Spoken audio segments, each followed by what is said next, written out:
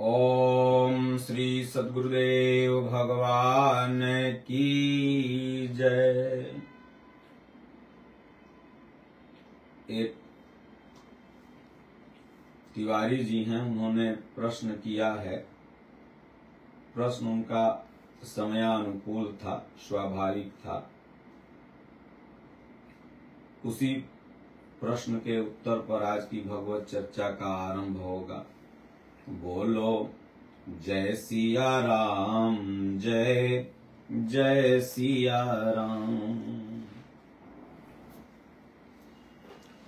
बागेश्वर बाबा आचार्य धीरेन्द्र शास्त्री जो यात्रा कर रहे हैं, तिवारी जी का पूछना है कि महाराज जी क्या इससे भारत एक होगा, सनातनी एक होंगे? इस पर प्रकाश डाला जाए। 5 प्रश्न उन्होंने व्हाट्सएप के माध्यम से पूछा है। दूसरा उन्होंने पूछा है कि आज सनातनियों के तरफ से एक सनातन बोर्ड की मांग की जा रही है बनाने के लिए, वक्फ बोर्ड की तरह। और तीसरा प्रश्न है कि क्या हिंदू सोया है, उसे जगाने की जरूरत है? अब हिंदू सोया है, इसका क्या मतलब है? सब तो हिंदू पढ़े लिखे हैं, ग्रेजुएट हैं, फिर हिंदू सोए हैं और इसे जगाने का काम कोई नॉन ग्रेजुएट कर रहा है। तो इस पर भी विचार करने की जरूरत है। प्रश्न इनका यह भी तार्किक था कि जो कम पढ़े लिखे हैं वो हिंदुओं को जगाने की बात कर रहे हैं। बाबा आचार्य का वेश धारण कर बाबा तो इन लोगों को कहा नहीं जा सकता, क्योंकि बाबा इतना पवित्र शब्द है कि बाप के बाप को बाबा बोलते हैं। और क्या चौथा प्रश्न है कि क्या जगाने का तात्पर्य यह है कि हिंदू एक दूसरे संप्रदाय से जाके लड़ने लगे? यह भी प्रश्न इनका तार्किक था। 5वां प्रश्न इन्होंने किया है कि महाराज जी दूसरे संप्रदाय वाले, वो किसी संप्रदाय के हों, हिंदुओं से सनातनियों से इतना नफरत क्यों करते? इनका 5 प्रश्न आज के परिवेश के हिसाब से महत्वपूर्ण है। तो जो धीरेन्द्र शास्त्री यात्रा कर रहे हैं, तो यात्रा में अच्छी बात है, इस तरह की यात्राएं होनी चाहिए। लेकिन अब इससे यह देखना है कि पहले प्रश्न का हम उत्तर 5-5, 7-7 मिनट में आपको समझाने का प्रयास क्रमशः करेंगे। तो क्या भारत, क्या हिंदुस्तान, क्या इंडिया एक होगा? इन यात्राओं से एक होगा? भारत धर्मनिरपेक्ष राज्य है, और भारत जब धर्मनिरपेक्ष राज्य है तो इसे एक करने के लिए धर्मनिरपेक्ष शास्त्र की भी जरूरत होगी। क्योंकि जब संविधान बना तो उसमें सभी धर्मों के लोगों को यहाँ रहने का विधि विधान चित्रित किया गया, और उसी हिसाब से सब लोग रह भी रहे हैं, और आपस में सब लोग मेल से रह सकते हैं। लेकिन हर संप्रदाय के जो धर्म जीवी लोग हैं, इन्हें धर्म गुरु नहीं कर सकते। चाहे इस्लाम हो, चाहे हिंदू सनातनी हो, चाहे ईसाई हैं, चाहे सिख हो, यहूदी हो, पारसी हो, इनके जो धर्म जीवी हैं, जिनसे धर्म की जीविका चलती है, ये इन लोगों को एक ही नहीं होने देंगे। तो इसलिए अगर भारत को एक करना है तो इस धर्मनिरपेक्ष राज्य में धर्मनिरपेक्ष शास्त्र भी चाहिए, तब जाकर के भारत एक होगा। ऐसी यात्राओं से और विद्वेष ही फैलेगा, एक होने की तो जरूरत ही नहीं। अब जब भारत में सबसे महत्व रखने वाला high court, Allahabad high court ने सन 2003 और 4 में एक निर्णय दिया था, जो इलाहाबाद की वेबसाइट पर सुरक्षित है, कि भारत में जो एक महान संत हैं विश्व गुरु हमारे स्वामी जी, उन्होंने श्रीमद् भगवत गीता की बड़ी सुंदर व्याख्या और युगानुकूल और एक मानव धर्म के लिए व्याख्यान प्रस्तुत किया है भगवान के आदेशानुसार। निर्मल रंजन मुखर्जी, वामन श्यामल रंजन मुखर्जी ने एक डिसीजन पास किया कि इस बुक को राष्ट्रीय ग्रंथ बनाया जाए। तो आपको जान के आश्चर्य होगा कि मुसलमान नेता पहले कमेंट किए इस पर, नहीं, पहले हिंदुए नेता कमेंट करने लगे कि मुसलमान कहेगा कि कुरान को राष्ट्रीय धर्मशास्त्र बनाया जाए, ईसाई कहेगा बाइबिल को बनाया जाए। तो पूज्य गुरुदेव भगवान के पास जब यह मैटर आया तो महाराज जी ने कहा कि अगर भारत धर्मनिरपेक्ष राज्य है तो गीता भी धर्मनिरपेक्ष शास्त्र है, और बिना धर्मनिरपेक्ष शास्त्र के आप इस भारत को एक नहीं कर सकते।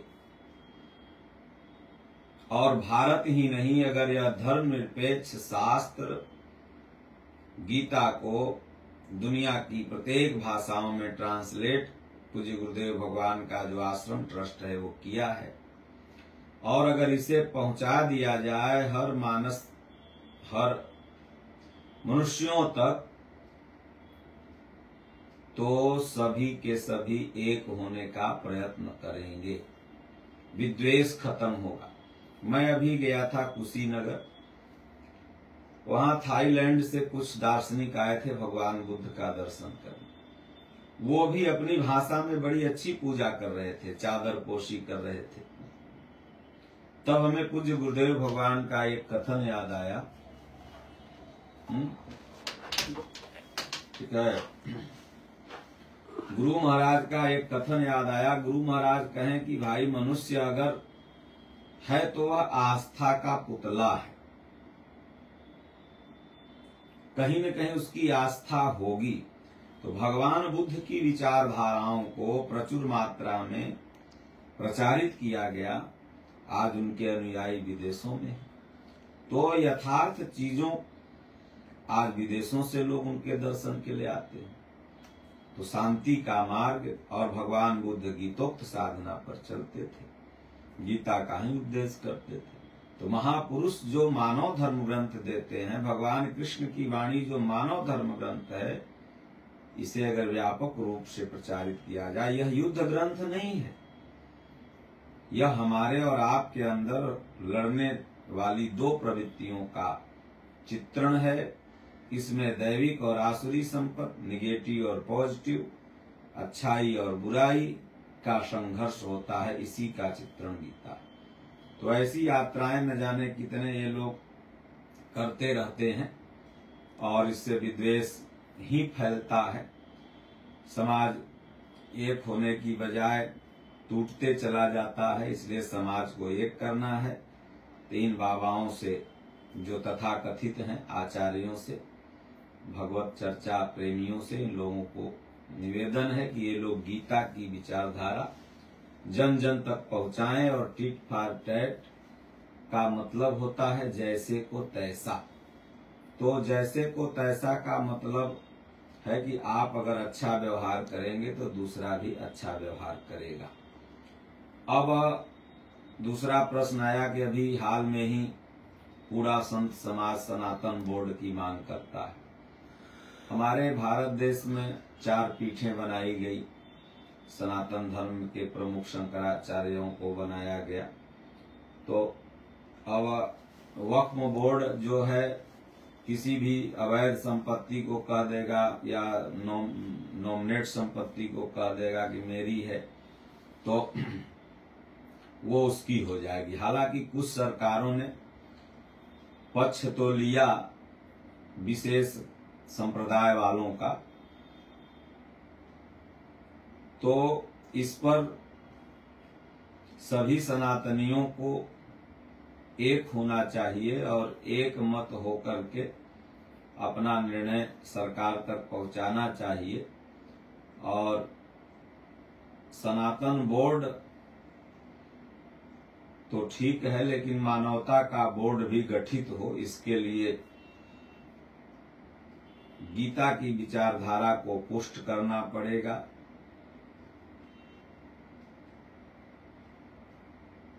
और कहीं न कहीं से आपकी जो अखंडता थी, एकता थी, जब ये खंडित हुई तब जाके ऐसे ऐसे बोर्ड स्थापित हुए। नहीं तो अगर आप आज भी एक हो जाएं, आज भी आप जाति के नाम पर, वर्ण के नाम पर, संप्रदाय के नाम पर, काले गोरे के नाम पर, शिक्षित अशिक्षित के नाम पर बटे हुए हैं, तो जो एक हैं वो तो अपनी मांग सरकार से करवा ही लेंगे।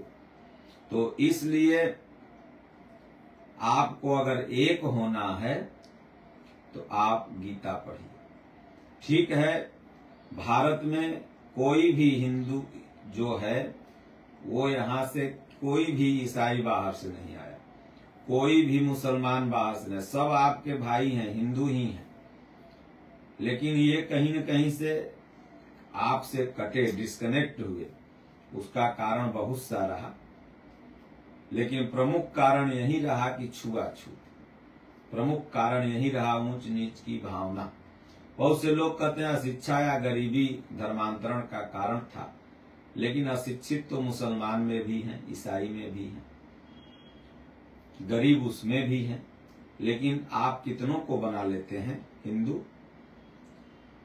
छुआछूत की भावना उनमें भी है, लेकिन वो कुरान के नाम पर, बाइबिल के नाम पर एक होते हैं। और यहाँ तो जितने आदमी उतने शास्त्र। इसलिए गीता को अगर आप शास्त्र बनाएं, इसलिए सभी सनातन प्रेमी संतों से मेरा निवेदन है कि एक स्वर में गीता को राष्ट्रीय ग्रंथ घोषित करने की मांग करें। जब गीता राष्ट्रीय ग्रंथ हो जाएगी तो अपने आप में जब प्रत्येक सनातनी एक हो जाएंगे, गीता पढ़ने लगेंगे, जाति पाति से उपराम होकर के विचारधारा प्रस्तुत करने लगेंगे, तो जो आपके पड़ोसी हैं अन्य संप्रदाय वाले, वैसे ही आपके सामने हाथ जोड़ने लगेंगे। आप अभी एक नहीं हैं, इसलिए इस तरह की भावना है। आप एक हो जाइए, और गीता जब आप पढ़ने लगेंगे तो वो लोग भी गीता की विचारधाराओं पर, और बहुत से रूढ़ियां गीता के प्रति जन समाज में जागृत कर दी गई। ये क्या नाम है, पढ़ोगे तो साधु बन जाओगे, मरने के बाद सुना जाता है।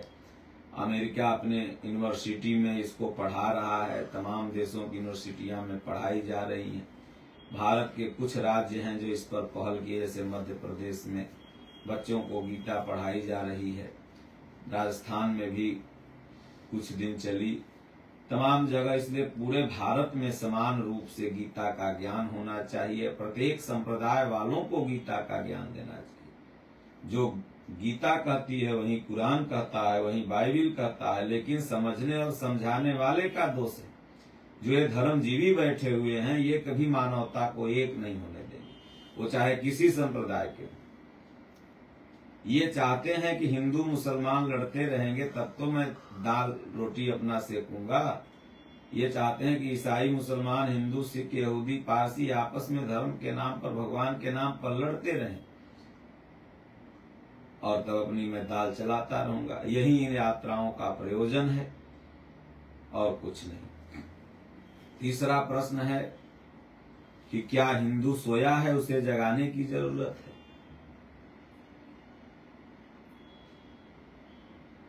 हिंदू को बस जगा सकता है तो भगवान कृष्ण की वाणी गीता, क्योंकि महर्षि वेदव्यास ने सारे शास्त्रों की रचना की और उन्होंने कहा कि शास्त्र अगर है तो गीता। एकम शास्त्रम देवकी पुत्र गीतम। और ये आप जो मोह निशा सब सोवनिहारा, देखो सपन अनेक प्रकारा। मोह रूपी निशा में प्रत्येक जीव अचेत है, वो गीतोक्त साधन पद्धति पर चल करके सचेत हो जाएगा, जाग जाएगा। और ऐसा नहीं कि आपके सामने आपसे कम उम्र का एक कोई वक्ता हो हाँ, गुरु शिष्य परंपरा में तो उम्र नहीं देखी जाती। जो महापुरुष होते हैं, जैसे 5 वर्ष के थे सुखदेव मुनि और राजा परीक्षित के एक उनसे 4 गुना ज्यादा आयु थी, 5 गुना ज्यादा आयु थी, लेकिन उन्होंने उपदेश सुना। तो संत जो होते हैं उनकी तो एक आयु नहीं बल्कि वो ज्ञान वृद्ध होते हैं।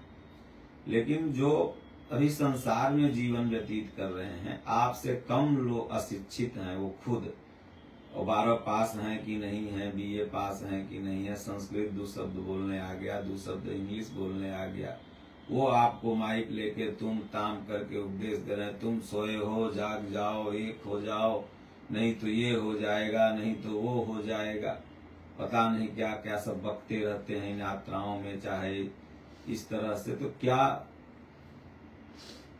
जो सामने बैठा हुआ M.Ed PhD तमाम तरह का श्रेष्ठ व्यक्ति है, वो अनपढ़ है, वो सोया हुआ है? उसे एक शब्द में नहीं कहेंगे कि आप गीता पढ़ो, श्री रामचरितमानस पढ़ो।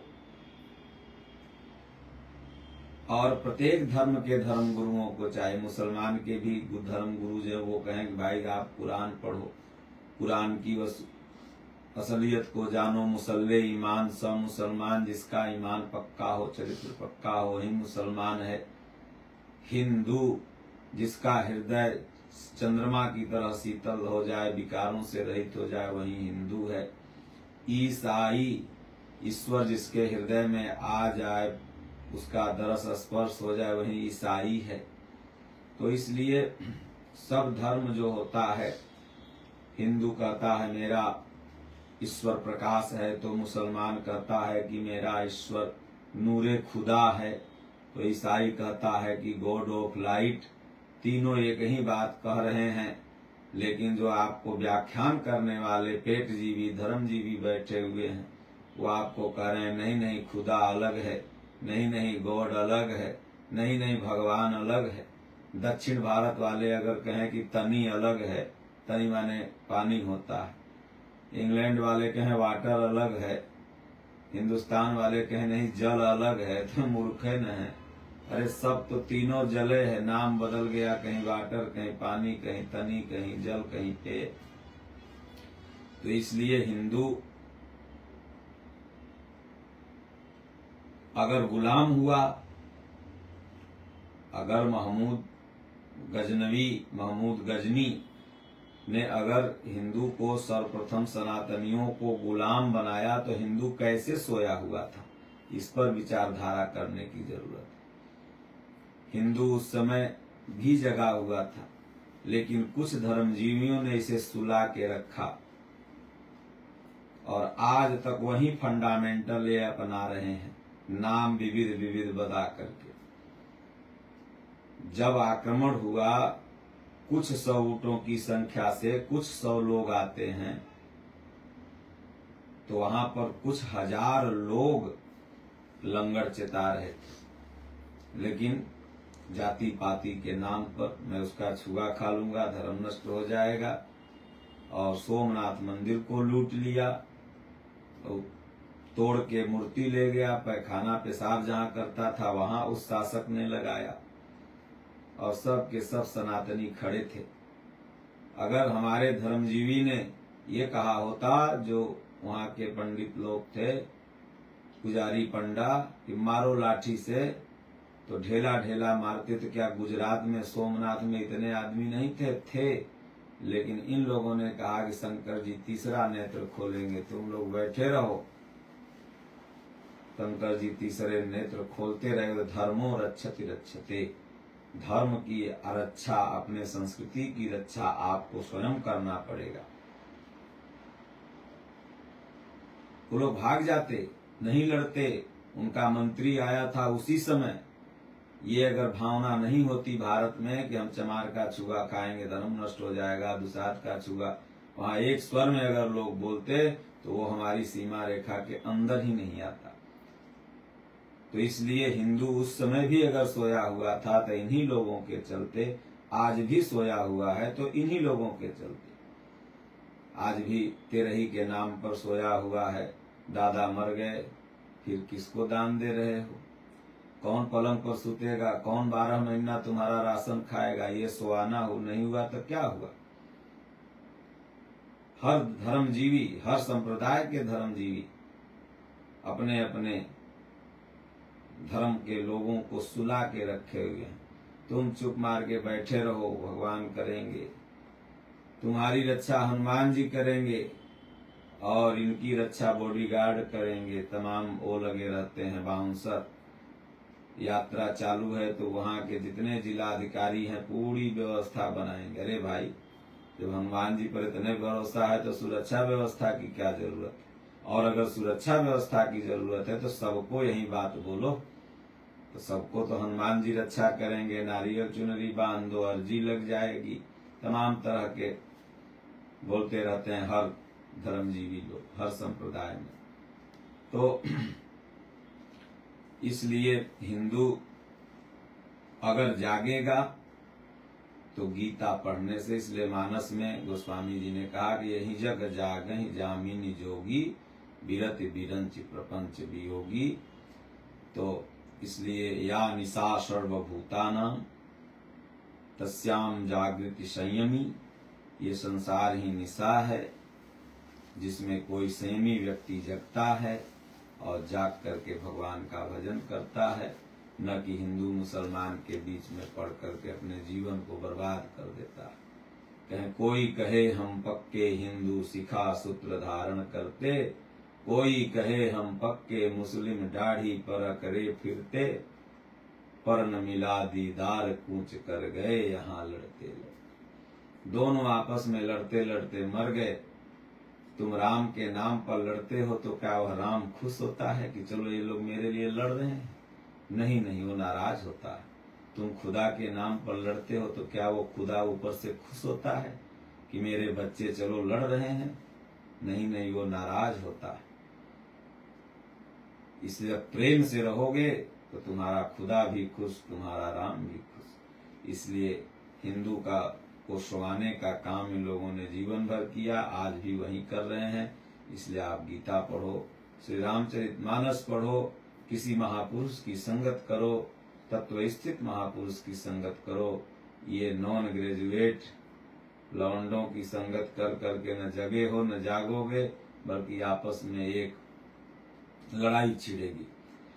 आपस में एक संप्रदाय दूसरे संप्रदाय से लड़ेंगे। क्या जागने का, चौथा प्रश्न, क्या जागने का तात्पर्य है कि एक दूसरे संप्रदाय से लड़ जाएं?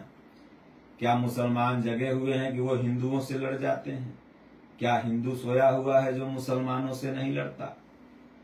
जागने का मतलब लड़ना नहीं होता है, बल्कि जागने का मतलब होता है कि आपस में प्रेम करने लगो। कोई भी जब तक सोया है इंसान तभी तक गलती करता है। कोई भी संप्रदाय का लोग अगर जग गया, सचेत हो गया, गलतियां तो अचेत अवस्था में होती हैं। तो इसलिए जागने का यह तात्पर्य नहीं कि लड़ जाओ। जागने का यह तात्पर्य है किसी को दबाने लगो। जागने, अगर तुम जागे हुए हो, संगठित हो, कि कोई भी धर्म के लोग हों, मैं किसी खास धर्म की बात नहीं कर रहा हूं। मुसलमान अगर बहुत जगा हुआ है तो क्या हिंदुओं से नफरत करे? और क्या हिंदू इसलिए जग जाए कि मुसलमानों से नफरत करेगा? बल्कि जागने का तात्पर्य कि दोनों लोग आपस में प्रेम करें। पांचवा इंपॉर्टेंट प्रश्न इनका है कि दूसरे संप्रदाय वाले हिंदुओं से नफरत क्यों करते हैं? देखा जाए तो हजारों वर्ष से लोग हिंदुओं से, तमाम संप्रदाय वाले नफरत करते आते हैं। हमारे पूज्य दादा गुरु महाराज विचरण काल में थे तो एक मौलवी की कुटिया गंगा किनारे थी, वहीं चले गए। जाते जाते तो उन्होंने कहा महाराज भोजन पा लीजिए। तो महाराज ने कहा अरे आपके अंदर कोई जातिगत विचारधारा घृणा तो नहीं न है?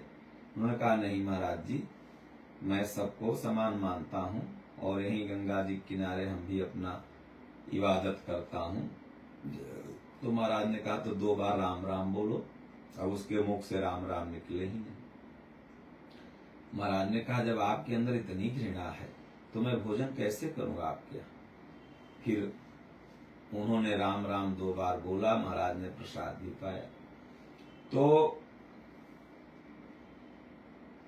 ये एक घृणा की भावना धर्म जीवियों के द्वारा डाली जाती है।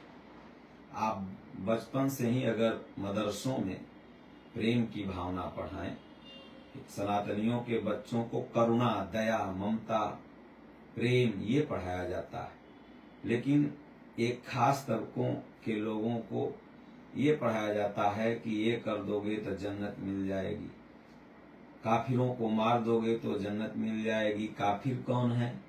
तो हिंदू हैं। काफिर कौन है? तो जो गैर इस्लामिक है, खुदा को जो नहीं मानता वो काफिर है। हाँ, खुदा को जो नहीं मानता वो काफिर है, लेकिन काफिर मतलब असुर होता है। जो ईश्वर को नहीं मानता है वो असुर है, वही राक्षस है। इसलिए देखते हैं सनातन में राक्षस और देवता, इसमें काफिर कहा गया उसी राक्षस को। तो इसलिए जो भगवान को न माने वो काफिर है। तो उस काफिर को मार दो, नहीं मार दोगे तो फिर भजन कैसे करेगा? तो मारने का मतलब कि तुम्हारे ही अंदर काफिर है और तुम्हारे ही अंदर जन्नत है, देवता है, तुम्हारे अंदर असुर है। जब भजन करने चलोगे तो अंदर से काफिर आएगा और कहेगा अरे ये क्यों कर रहे हो, मत करो। तो उसी को मारना है, न कि कोई व्यक्ति को मार के तुम जन्नत पा जाओगे। कभी किसी को मिली ही नहीं। ISIS संगठन भी अपने आप को धार्मिक संगठन करता है। जब ISIS संगठन धार्मिक है तो अधर्मी संगठन की परिभाषा क्या है? और जब गला काटना धर्म है तो अधर्म की परिभाषा क्या है? इसलिए कुरान भी कहता है एक हो, नेक हो। बाइबल भी कहे एक हो, नेक हो। हमारी गीता कहती ही है। इसलिए दुनिया में जो भी इंसान है सब सनातनी है। जिनके अंदर आत्मा है वो सनातनी है। इसलिए सज्जनों, इसी आत्मा को कुछ भाषाओं में अलग अलग व्याख्यान किया गया, लेकिन सब सनातनी है। अछेद्यो अयम दाह्यो अक्लेद्यो असोस्य एव च नित्यः सर्वगतः स्थारुण अचलो यम सनातनः। अर्जुन, ये आत्मा ही सनातन है और आत्मा हिंदू के अंदर भी है, उसे आत्मा कहा गया। मुसलमान के भी अंदर है, कहीं रूह कहा गया। ईसाई के अंदर भी है, यहूदी के अंदर भी है, पारसी के अंदर भी है, सिख के भी अंदर है। नाम उस आत्मा का अलग अलग हो सकता है, लेकिन है वो सबके अंदर आत्मा है। और आत्मा निकल जाती है तो सब डेड बॉडी हो जाते हैं। मरने की प्रक्रिया सबकी एक, जीने की प्रक्रिया सबकी एक, खाने की प्रक्रिया सबकी एक, सोने की प्रक्रिया सबकी एक। फिर ये अनेकता की, फिर ये भगवान अलग अलग कैसे हो गए?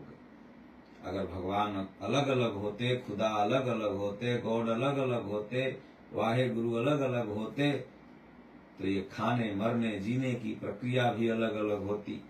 क्योंकि वहां आज अगर विभाग अलग अलग है तो सबकी प्रोसेसिंग अलग अलग है।